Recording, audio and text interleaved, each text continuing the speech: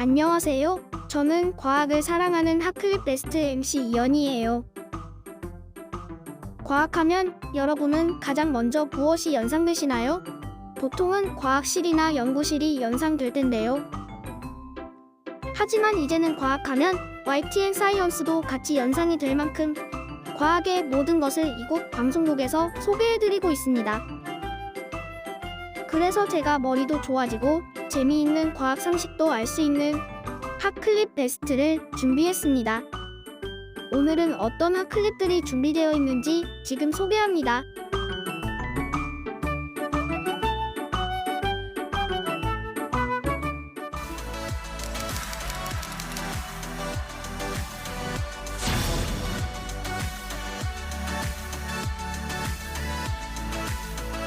저희 인공지능 기술의 중요한 특징은 자연어 딥러닝 기술을 사용하는 것인데요.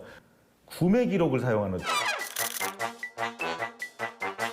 초아 씨가 어제 비빔밥 먹었고 오늘 뭐 스파게티 먹었고 내일은 냉면 먹는다 하면 이것도 하나의 문장이죠. 그럼 그걸 문장으로 봐서 저희는 다음에 무슨 단어가 나올지 예측하는 것처럼 이분이 다음에 무엇을 먹을지를 예측하는 건데 이걸 전 세계 사람들의 데이터를 그대로 두고 인공지능이 가서 학습하고 다시 빠져나오니까 개인 정보는 그대로 두면서 인공지능은 계속 똑똑해지는 거죠. 근데 어떻게 예측하고 어떻게 추천을 하는지 좀 눈으로 확인하고 싶거든요.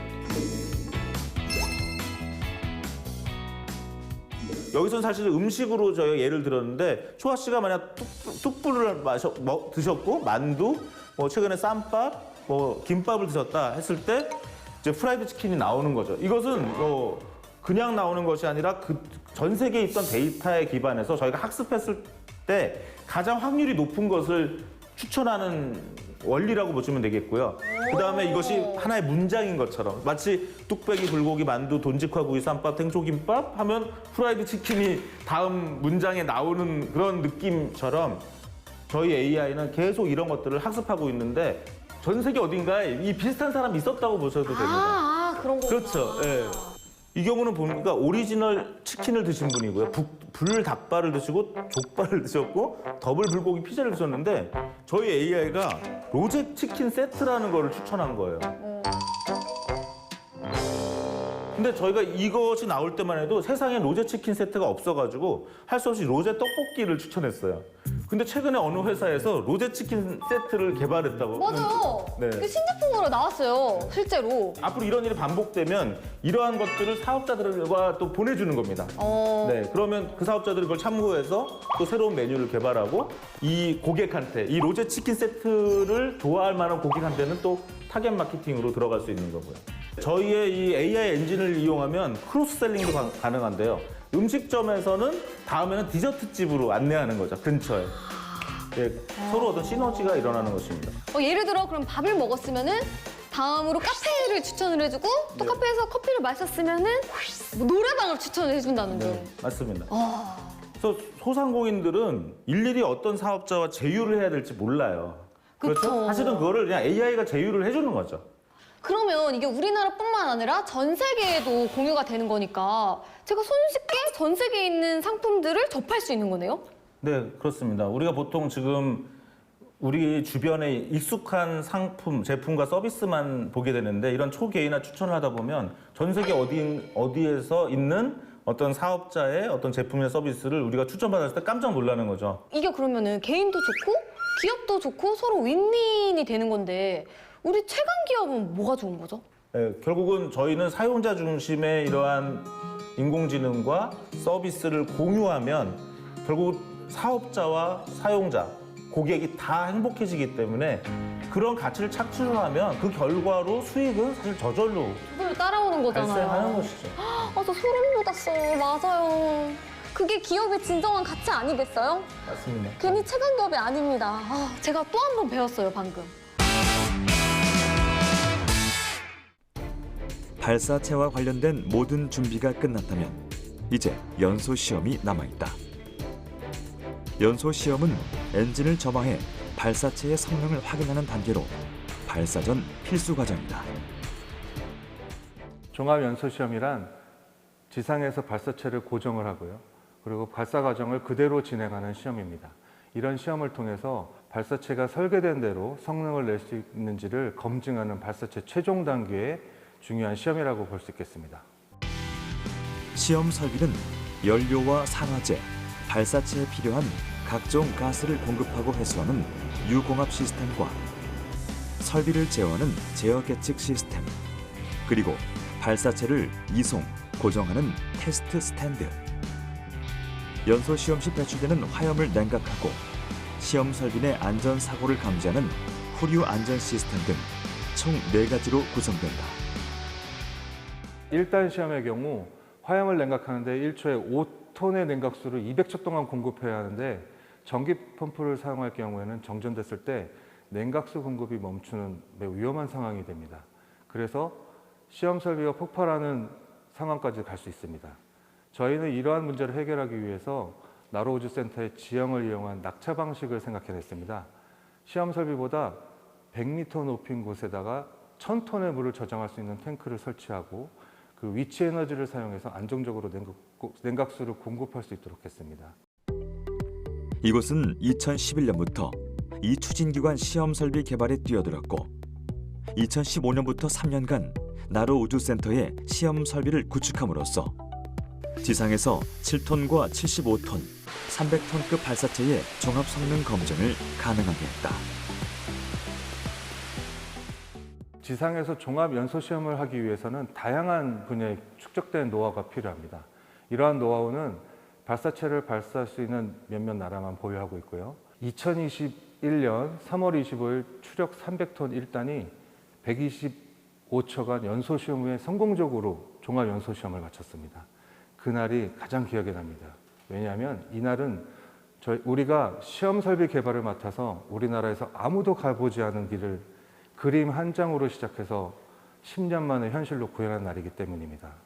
그 과정에는 회의적인 시선도 있었지만 결국 저희는 성공적으로 해냈습니다. 이곳 농업유전자원센터는 유엔 국제식량기구에서 지정한 종자은행으로 세계 유전자원을 확보해 보관하는 중요한 역할을 하고 있습니다. 농업유전자원센터의 야외 재배 공간. 이 넓은 밭을 차지하고 있는 건 다양한 종류의 밀입니다. 한창 밀 유전자원의 생육조사가 진행 중인데요. 현재 재배되고 있는 밀 자원은 세계 40개국에서 수집한 500여 자원. 이렇게 많은 자원을 시험 재배하는 이유는 유전 자원에 있어 가장 중요한 것이 바로 다양성이기 때문인데요. 예, 저희는 지금 현재 밀 유전 자원에서 수확 전 생육조사 중에 한 가지를 진행하고 있는데요. 지면에서 여기 이삭 목까지의 길이인 간장과 그리고 이삭 목에서 이삭 끝까지 이삭 길이, 그리고 이 옆에 난 가락, 망이라고 하거든요. 망의 여기 옆부분에서 중간 부분에서 알곡이 있는 데서 끝까지 길인 망장을 재고 있습니다. 종자 증식을 위해 밭에서 직접 기르고 있는 작물들은 단순한 재배 목적이 아니기 때문에 여러 가지 특성 검사가 함께 이루어진다고 합니다. 증식을 통한 유전 자원을 안전하게 보존하고 특성 조사를 함으로써 출수기 등의 정보를 제공하기 위해서 개화 시기부터 생육 기간까지 꼼꼼하게 확인하고 기록하죠. 저희 센터에 식물 유전 자원이 24만 자원이 넘게 있습니다. 근데 그러한 자원들을 육종가들이 전부 심어보고 확인할 수 없기 때문에 저희가 작물별로 이렇게 심어보고 정보를 제공함으로써 육종가들이 원하는 자원을 특정 지어서 가져갈 수 있도록 정보를 제공하고 편의를 봐드리고 있습니다. 하루에도 몇백 개의 종자 신체 검사가 이루어지는 이곳은 종자의 자원 검사를 진행하는 곳. 미래 농업과 식량 생산에 사용될 수 있는 유용한 종자의 보존 가치 평가가 끝나면 질 좋은 종자들만 선별되죠. 이때 선별 기준은 발화율과 종자량에 따라 나뉘는데요. 발화율은 85%를 기준으로 삼고 있으며 종자량은 등록 기준량, 종자 크기에 따라 그 양이 달라진다고 합니다. 이렇게 선별된 우수한 종자들은 종자은행에 보관되는데요. 종자의 종류와 쓰임에 따라 보존하는 방법도 달라진다고 합니다. 한 종자가 들어오게 되면 발화율이 85% 이상 등록 기준량 이상이 되면 중기와 장기 저장고에 각각 나눠지고요. 만약에 85% 미만이거나 등록 기준량 미만이면 중기 저장고만 입고를 합니다. 그리고 중기 저장고 같은 경우는 저희가 외부로 분양이 요청이 들어오면 그 분양 자원은 중기 저장고에서 분양을 해드리고 있고, 장기 저장고는 보존 및 증식을 위해서 저희가 보관하고 있습니다. 이번 다누리에 실릴 탑재체 중 광시야 편광 카메라 폴캠을 개발한 한국천문연구원. 폴캠은 특정 방향으로만 진동하는 빛인 편광을 활용해 달 표면의 입자 크기나 티타늄 분포를 확인하는 데 쓰이는 장비다. 편광 지도라는 것은 이제 달이 맨 처음에 만들어졌을 때는 달 표면이 딱딱한 큰 전체의 돌이었다고 생각하면 우주 공간에 조그마한 운석들이 많이 있잖아요. 그것들이 이제 계속 달 표면을 충돌해서 표면이 조금씩 작은 입자로 부서지게 됩니다. 그래서 바위, 자갈, 그 다음에 모래, 아주 고운 입자까지 이렇게 점점 입자 크기가 작아지게 되는데, 태양에서 오는 빛이 달 표면에서 반사되어서 다시 이제 우리 편광 카메라에 들어올 때 달 표면의 입자의 크기에 따라서 편광도가 우리 카메라에 다르게 잡히게 됩니다. 그러면 그걸 달 전체 지도에 대해서 그 편광 지도를 다 그리게 되면 달 표면의 입자의 크기 분포가 어떠한지 이제 우리가 알게 되죠. 특히 지구에서 보이지 않는 달 뒷면의 입자 크기와 티타늄 분포를 조사하는 것은 이번이 처음으로 앞으로 달 탐사와 개발에 있어 큰 역할을 할 것으로 기대된다. 우리 태양계 지구를 포함해서 지구 근처에 있는 공간에는 그렇게 조그만한 운석이나 아니면 조그만한 충돌 일들이 계속 일어나고 있습니다. 그렇기 때문에 그런 충돌이 어떻게 일어나고 그 충돌이 시간이 지남에 따라서 어떻게 표면을 변화시키는지 우리가 잘 이해하게 되면 달에다가 기지를 짓거나 할 때 얼마나 많은 충돌이 일어났거나 또 어떤 위험이 있는지 이런 것들에 대해서 우리가 잘 이해하게 되죠. 그렇기 때문에 과학적으로도 우리 태양계에 대기가 없는 천체가 표면이 어떻게 변하는지, 그걸 이제 우리는 우주 풍화라고 부르는데, 그런 프로세스들을 우리가 이해하는 데 굉장히 중요한 정보를 주고, 나중에 그 정보가 다 이렇게 우리가 이해할 수 있는 정도로 쌓이게 되면 그걸 나중에 달의 기지를 만들거나 우리가 활용하는데 아주 좋은 정보로 또 사용되게 될 겁니다. 어떠셨어요? 흥미로운 내용들이 많이 있었나요? 여기서 끝이 아닙니다. 재미있고 알찬 핫클립 베스트 이어서 보겠습니다.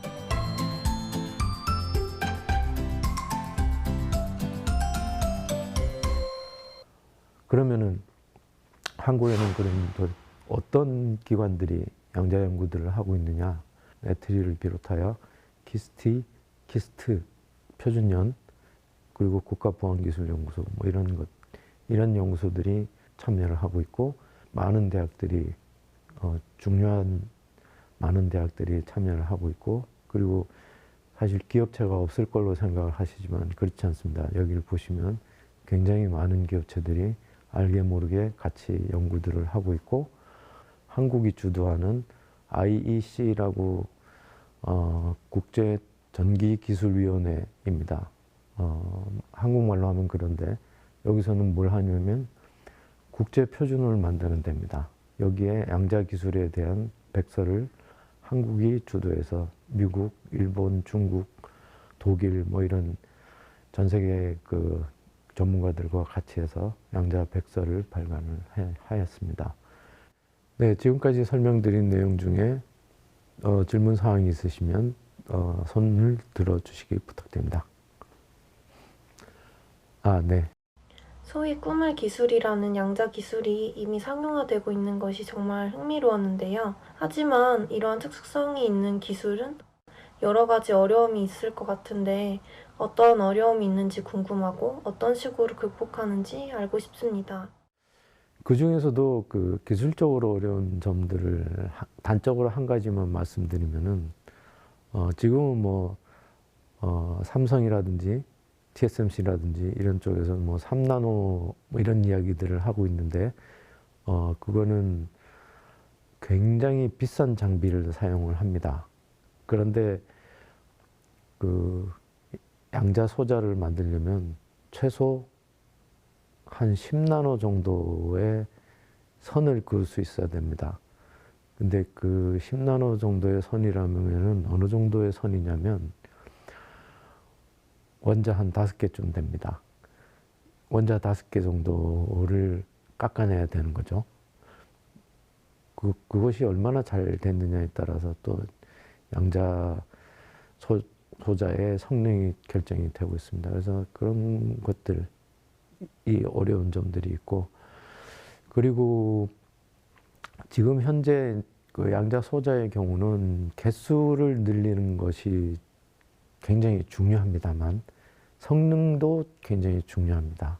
그래서 지금 현재 있는 양자 소자는 계산을 시키면은 간단히 얘기하면은 한 1000번 계산하면 한 번은 에러가 납니다. 그러면은 지금 있는 그 트랜지스터 로직에 의한 CPU라든지 이런 것들은 한 100만 번 이상 계산을 해도 에러가 안 납니다.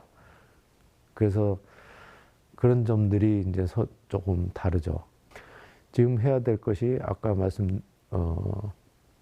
드린 바대로 개수를 100만 개, 1000만 개 늘리는 것도 필요하고 에러율도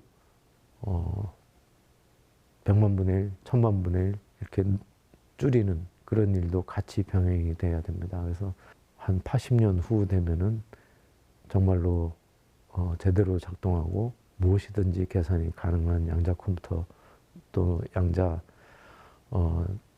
기술 그런 것들이 만들어질 걸로 보여집니다.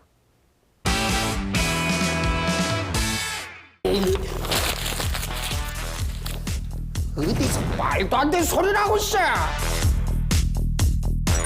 당시 젊은 과학자들 사이에서는 보는 것, 즉 관측이 전자의 상태를 바꾼다는 의견이 힘을 얻고 있었는데 아인슈타인을 포함한 원로 물리학자들은 이를 탐탁치 않아 했습니다. 결국 1927년 물리학계의 거목들이 모인 5차 솔베이 회의에서 세기의 말싸움이 펼쳐지게 되는데요.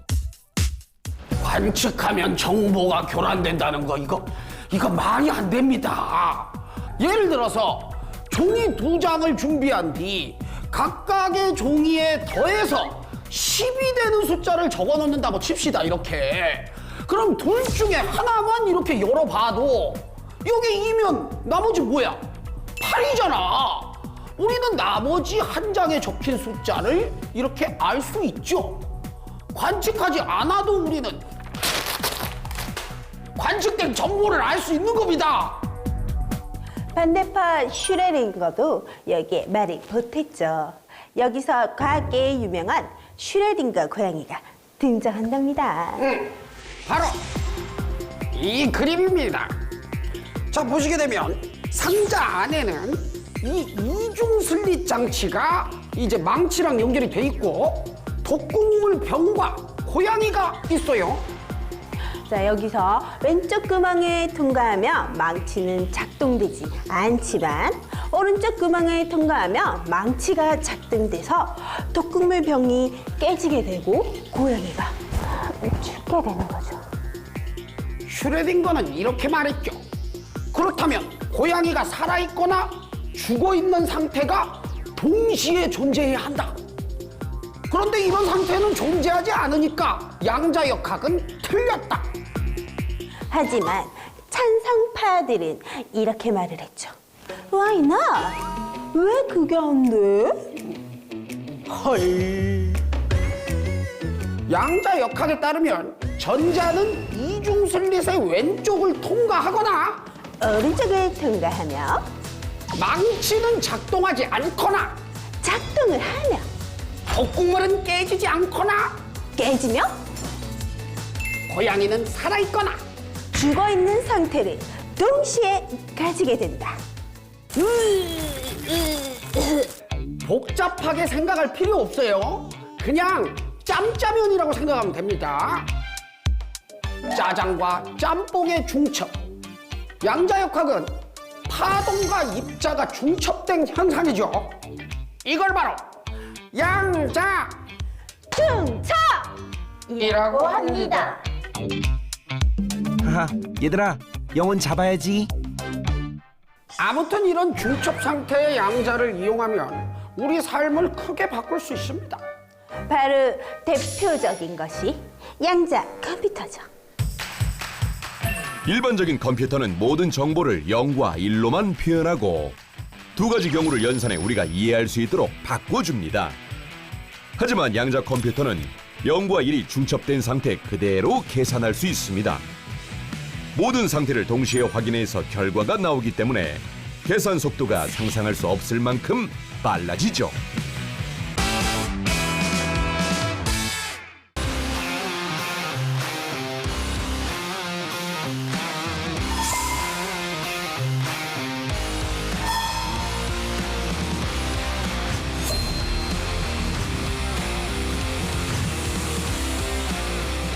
저희가 요번에 시설 투자한 새로운 기계입니다. 보여드리겠습니다.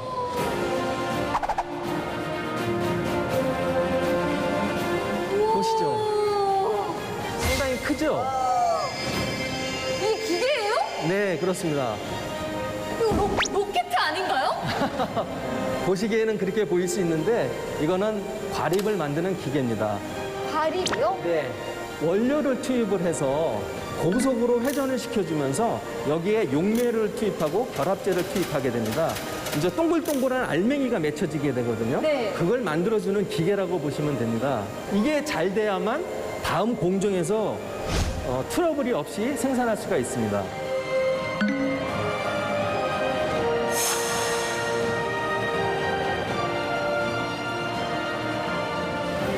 근데 이 공정 중에서 가장 중요한 게 있습니다. 중요한 거요?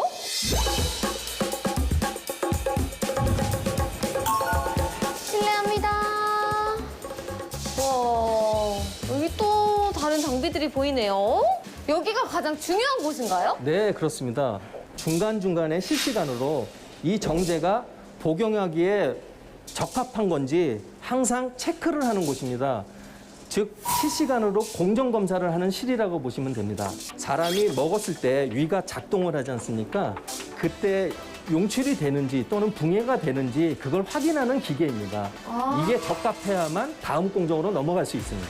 그러면 이게 저희 사람의 위를 표현한 건가요? 그렇습니다.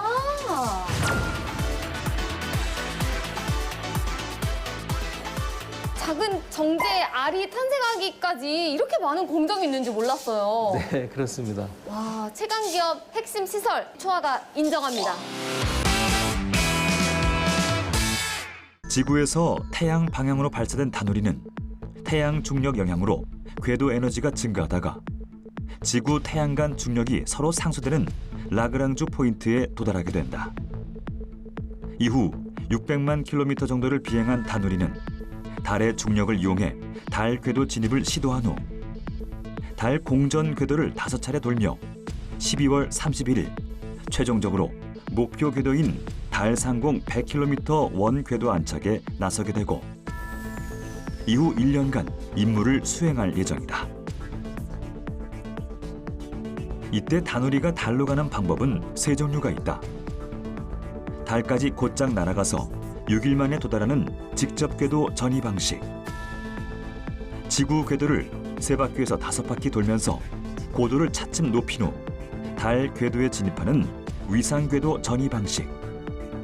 그리고 지구와 태양, 달 등 천체 중력을 이용해 달로 가는 달 전이 궤도 방식이다. 다누리가 달로 가는 궤도는 세 번째인 DLT, 즉 달 궤도 전이 방식으로 지구와 달의 중력을 이용하는 것인데 단 1도만 틀어져도 600km의 오차가 발생할 정도로 고도의 기술이 필요한 것으로 알려져 있다. 게다가 이 항법은 지구와 달과의 거리인 38만 4천 킬로미터보다 4배가 넘는 156만 킬로미터를 돌아가게 된다. 결국 다누리는 137일간 비행 끝에야 달 궤도에 진입할 수 있는 것이다. 다른 항법 기술보다 비행 시간이 최대 2달 이상 오래 걸리는데도 이 방법을 선택한 이유는 무엇이었을까? 바로 연료 소모량 때문이다. 다른 방법에 비해 달에 도달하는 데까지 연료 소모량이 25%가량 적어 임무 수행을 더 오래 할 수 있다는 장점이 있다. 달 탐사의 범위는 말씀하신 것, 알고 계신 것처럼 위성의 개발, 그다음에 그거를 쏴서 달에 보내고, 사실 달 보내는 것만의 목적은 아니고요. 위성에 탑재되어 있는 6개의 임무를 1년 동안 성공적으로 수행시키는 게 이제 목적입니다. 다양한 임무가 1년 동안 이루어질 거고요. 최근 국제학술지 네이처는 올해 진행될 6개국의 달 탐사에 대해 보도하면서 한국의 다누리를 소개했다. 특히 이번 다누리 발사에 세계 과학자들의 관심이 집중되고 있는 이유가 있는데 바로 다누리에 실릴 6개의 탑재체 때문이다. 다누리의 달 탐사 임무를 돕게 될 6개 탑재체 중 5개는 국내에서 개발됐고 1개는 나사가 개발한 장비다. 다누리의 첫 번째 임무는 바로 미국 항공우주국 나사와의 협력 프로젝트인 섀도우 캠을 이용해 달의 영구 음영 지역과 표면 이미지를 촬영하는 것이다. 지난 6월 누리호 발사를 앞두고 대전 한국항공우주연구원에 미국 나사 연구원들이 찾았다. 이 중 섀도우 캠을 개발한 마크 로빈슨 미국 애리조나 주립대 교수를 직접 만날 수 있었다. ShadowCam has a very specific role to play in exploration. It's a follow-on to imaging system that's on the NASA Lunar Reconnaissance Orbiter camera, which is right now mapping the whole moon in about 1 meter per pixel. So the camera is about 200 times more sensitive than the existing state-of-the-art. So we can look inside these craters with the objective of finding evidence of water ice. 이 섀도우 캠을 통해 아직 정체가 감춰진 달 영구 음영지대를 고해상도로 이미지화하게 될 예정인데 무엇보다 이 촬영 결과를 참고해 나사는 2025년 이후 예정된 유인 달 탐사 계획인 아르테미스를 위한 착륙 후보지를 결정할 것이라고 밝혀 더 화제가 되고 있다. 핫클립 베스트 재미있게 시청하셨나요? YTN 사이언스와 MC 이연희는 과학을 대중화하는 데 더욱더 노력할 것이며 다음에도 여러분의 지적 능력을 향상시킬 알찬 핫클립으로 다시 찾아오겠습니다. 그럼 안녕히 계세요.